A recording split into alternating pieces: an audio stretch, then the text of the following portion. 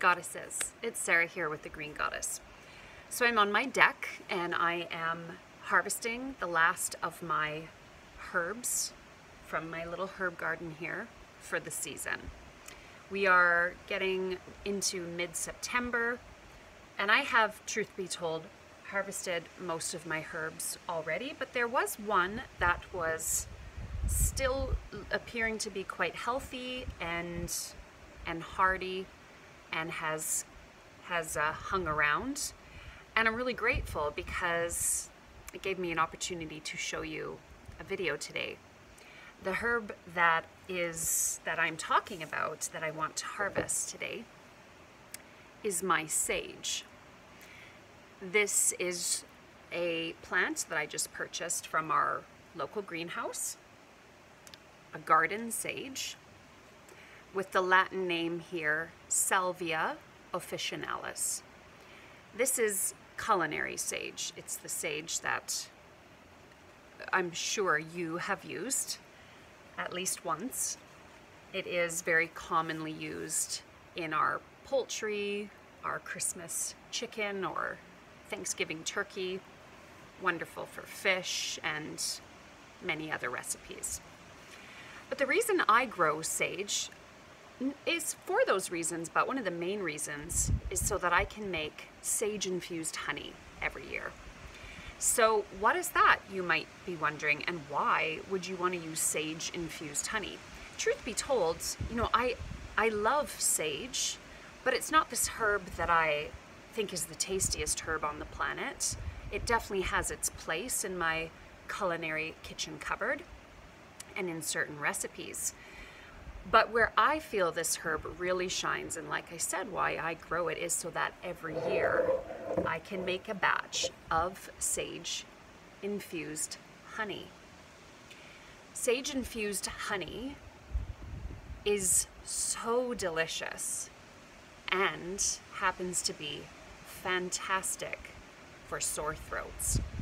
So as our season is shifting from late summer to early autumn coming up soon here, and as surely the kids in school are going to be coming home with more sore throats, sniffles, runny nose, congestion, sinusitis, anything like this, this is where your sage infused honey will be a superstar. And you want to be making it now. So if you happen to have sage left over in your herb garden, then I encourage you to go out and harvest some now. And if you don't have fresh sage, you can actually purchase fresh sage because it's such a common herb from the grocery store in those little plastic packets. But you can also use dried sage if you must. I just always prefer using the fresh if we can. And you know, some of my sage leaves are definitely past their prime. They're starting to yellow, but I really have some beautiful tops here that if I were just to pinch off, I could take my scissors, which I brought out with me, and snip this up into a mason jar. You can see I'm showing you the honey that we started July 14th from the last harvest that I did. And I put my sage in the jar and I filled it with honey, and I made sure that my sage was covered completely with the honey. This jar, when we started it in July, it was right to the top here. And you can see how much we've used already. And that's because my kids have actually been complaining lately, a little bit of runny nose, some sniffles, they've had a little bit of a sore throat. And so we've been making our favorite remedy, which is ginger, honey, and lemon tea. And instead of using just regular honey in that ginger, honey, lemon drink, we've been using sage honey, which is extra helpful when you have a sore throat. So I want to read to you a little passage before I show you how to make this from my herbalist teacher, and then I can close my book, which is flapping in the wind here. So this is one of my favorite herbal books of all time, and it's from my herbal teacher, Rosemary Gladstar. It's called Herbal Recipes for Vibrant Health. And she has a little write-up about sage at the back of the book here. And what she says the benefits are is that it's warming and strengthening. Sage is an excellent herb for longevity, for rebuilding vitality and strength during long-term illness. Its name, salvia, is derived from the Latin word salvus, which means safe, and salvare, which means to be well. It clears congestion and soothes sore throats, tonsillitis, and laryngitis. So I keep reading how fantastic sage-infused honey is, not only for sore throats, but also for strep throat. So she's saying it's good for tonsillitis and laryngitis, which is great. An infusion of sage tea, so if you were to take the sage leaves and just pour boiling water on them, you could make yourself a cup of sage tea. It's pleasant and warming. It can be used as a gargle for sore throat and also any infections in the mouth. Perhaps because of its grounding nature, sage is also helpful for menopausal women, specifically for hot flashes. So it can be helpful and is often used. That's why one of the body butters and the sugar scrubs that I make, the Women of the Woods body butter that I make, and the it's called Dragon of the Wise Woods sugar scrub that I make, it features sage in it, and it was designed for women with hot flashes or any type of menopausal type issues. So just a FYI, that's why we use sage in some of our products. Of course, sage is excellent as a culinary herb and it enhances the flavor of many foods. So that's a little write-up from one of my favorite books about sage. So what I'm going to do, it's ever so easy. You're going to take your sage leaves, you're going to snip them with some scissors right into your jar. And I debated whether to start a new jar of sage honey, but I thought, you know what, why bother? I think I'm just going to fill this with more sage since we've already dug into it quite a bit, and then I'll just top it with some honey. So I'm just gonna go ahead, and I can already smell the delicious aroma, and I'm just gonna keep snipping that herb into my jar. And then all I'm going to do, and I won't make you wait this whole time for me to snip. So pretty.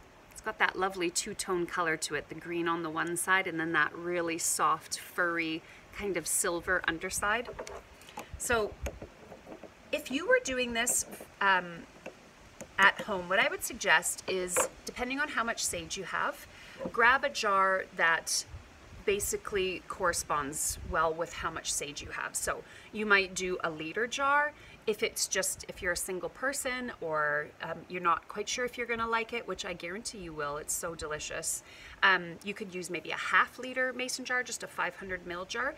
Roughly what you're aiming for is to fill your jar about halfway with the herbs. Okay, so looking at how much herb you have, think, once you start snipping it up, you can see how much you have, and then put it in a jar, fill it about halfway, and then take your honey, which my honey is very hard in my house, so I just put it on the stove on a really low heat for a moment just to get it liquefied again, so that once I fill this jar up with my sage, I can just pour my honey straight over top.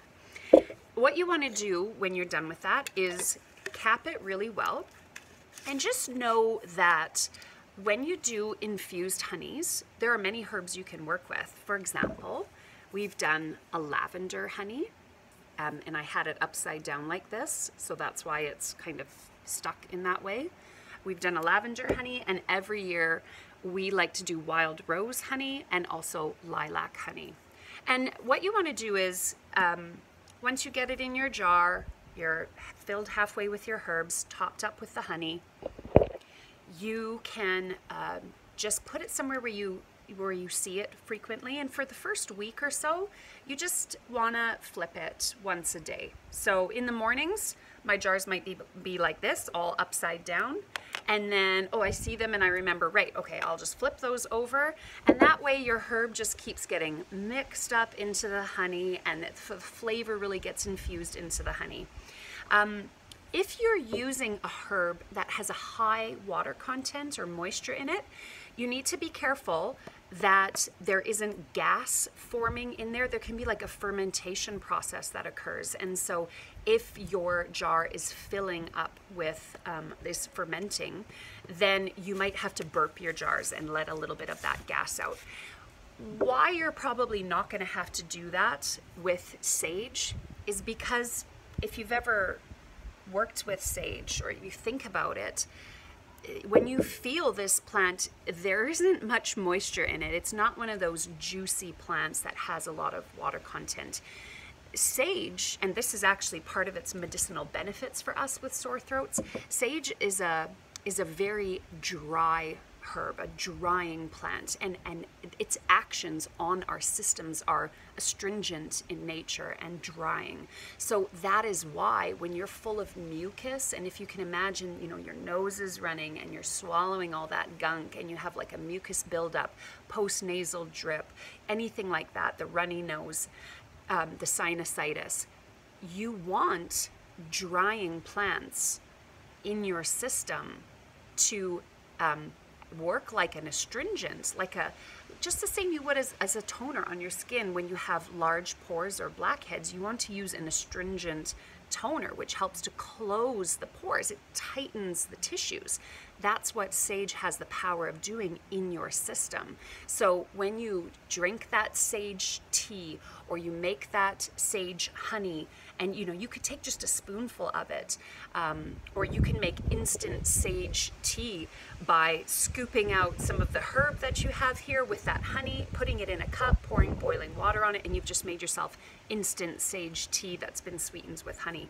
When you drink that medicine of this sage, which is drying in nature, will dry up that mucus. It will tighten that area up. So that's a really wonderful benefit of the sage.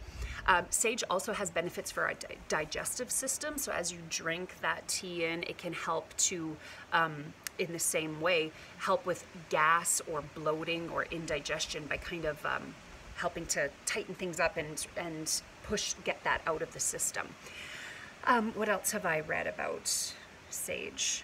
I think I'm missing, oh, and it can be helpful for bringing down a fever as well. I haven't used sage for that purpose yet, so I don't have personal experience on that, but just so you know that that's same as how it works with menopausal women with the hot flashes. It can help to help with that heat, dispelling that heat. Apparently it can be good in the same way for fevers, okay? So what's the shelf life of this? To be honest, we've been making herbal infused honeys for many years now, and sometimes we've had a jar last only months because we've hit it hard. Sometimes it has been over a year and it's still fine. The only thing that I notice can happen is that it will go from this liquidy state eventually, as you can see with my lavender honey. The last time I flipped it, it kind of is starting to crystallize and harden on me, and it doesn't even look like it wants to flip back. So that's okay. That's not a problem. Honey has a lot of preservation properties in it, and it really won't ever go off. There's a lot of herbalists out there that will actually strain out the sage after maybe about 6 weeks or so, or maybe 2 months. They'll strain out the sage leaf and then they'll just have the honey. We don't bother doing that. We're quite lazy in our house, or I am, I guess, since I'm the herb doctor. We don't strain it out. We love using the herb on, like, we'll have a piece of toast in the morning for breakfast with the roses and the honey and all. It's delicious. Or we'll spread it on a scone or a bagel or whatever. And we love the flavor of the, for example, the roses. Would I want a chunk of lavender on my toast? I don't think so. You know, I could strain this if I wanted, but first you would have to get it back to a liquid state. And an easy way of doing that is just popping the jar in like a double boiler sort of thing, or just in a little bit of, you know, get some hot water. And then the heat will just help to melt the honey. And then you could strain it if you want, but honestly, we don't. And specifically with the sage honey, we just, as we make that ginger honey lemon drink when our throats are sore, we'll just scoop into here, get some of that sage out with the honey, and put it right into our teapot with our lemon juice and our freshly grated ginger or chopped ginger. Pour boiling water on, and done. So I don't even strain it out, but that's up to you if you want to. I think that's everything. I think I covered it all. If you have any questions, put them in the comments below. If I forgot anything, let me know. If you want to share this, it would be certainly helpful. Share it with anybody in your life that might find it helpful. Don't forget to hit the little bell icon down below if you want to subscribe to our channel. That way, anytime I do a new video, you'll be notified. Yeah, so like, comment, share, all those things help our videos get out further and wider and help more people. So I'm always here for you if you have any questions or comments, or if you, particularly the thing I would love to hear most about is if you have any experience with sage and how you like to use it. I would love to hear about that. So I'll leave it there. I hope you have a beautiful September season. Enjoy these lovely days that are still gorgeous and the bugs have buggered off, and there's really so many blessings in nature around us as the leaves are changing color, and it's just a beautiful time of season. And also busy as we are bringing in the harvest. So I wish you many green blessings, a bountiful harvest, and lots of happiness and joy, as I know we're living in tumultuous times. So I hope this video was helpful. We'll see you again. Take care. Bye, goddesses.